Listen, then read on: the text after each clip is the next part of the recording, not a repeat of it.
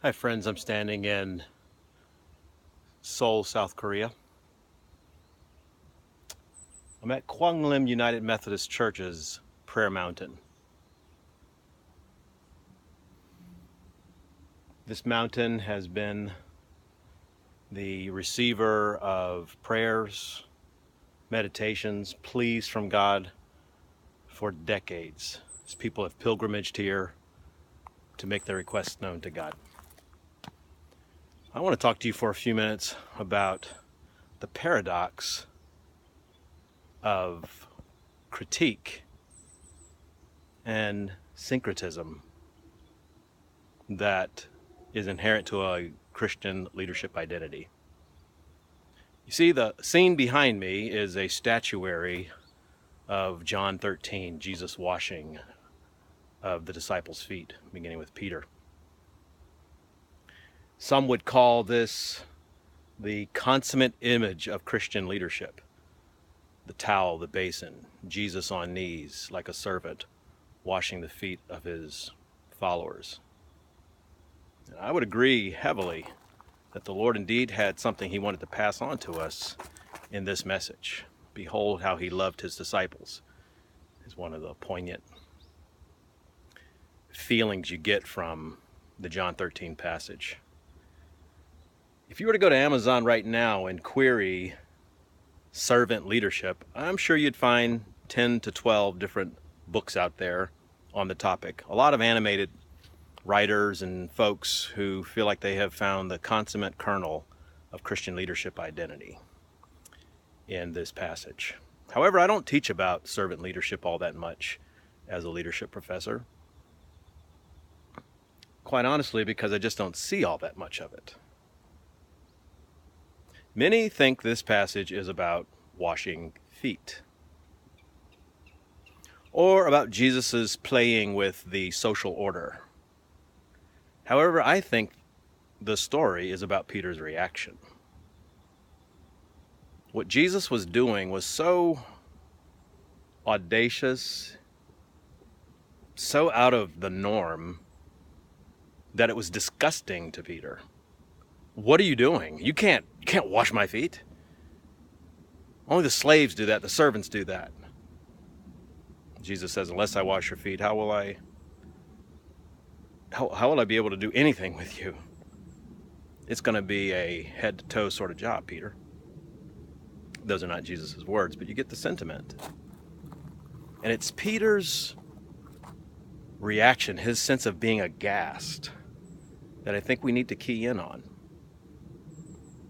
If you see people around your congregation, your community, your family, reacting as Peter did to your actions, complete surprise, unto disgust at the revolutionary way you go about not signing up for status, not signing up for power, not signing up for control and command, and some of these things that the Gentile leaders do so naturally, whether it's the time of Herod or the times we live in right now with global presidential politics working their way out in some of the most confusing ways as it pertains to power and status, strength and humility.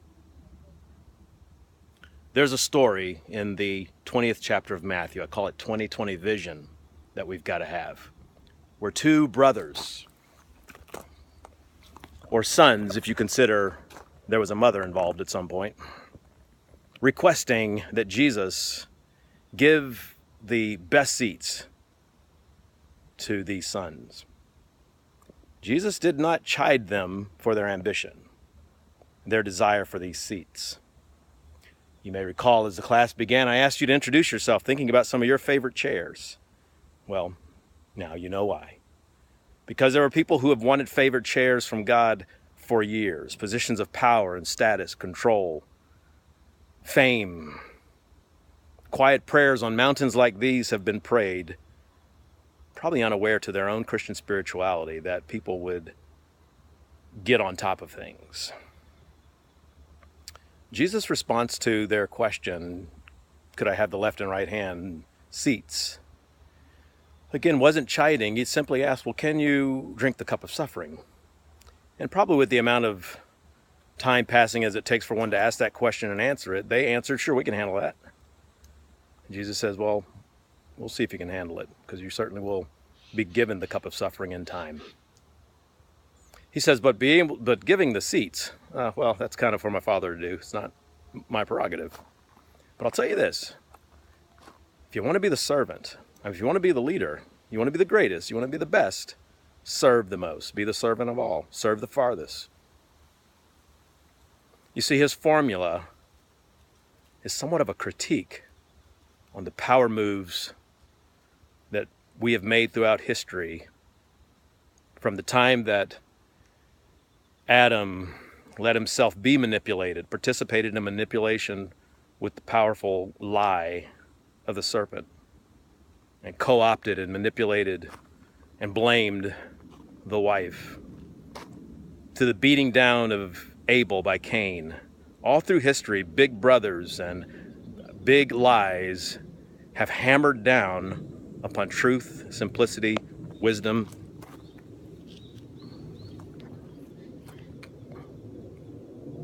Jesus is calling things to rightness.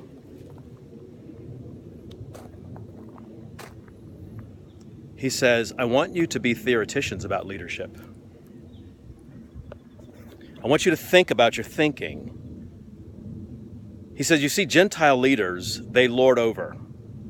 They control, they command, they fight, they win, and sometimes at all cost. But it shall not be named amongst you. He who would be the leader, the greatest, the most, the one with the most status, would be your servant.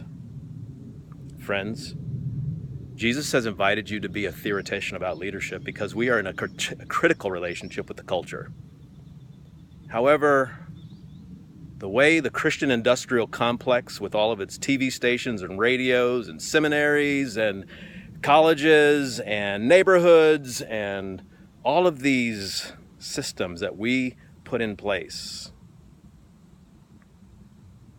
to be players, political players, financial players, important people, controllers of the web, in the name of Jesus and evangelism and all these other altruistic motives, can come ringing hollow sometimes, especially when those whose minds are not yet renewed find no reaction of amazement or being aghast.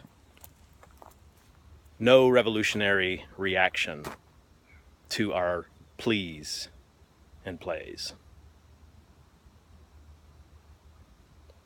It's important for us to become theoreticians of leadership because those who don't think about leadership stand to repeat the mistakes of the past.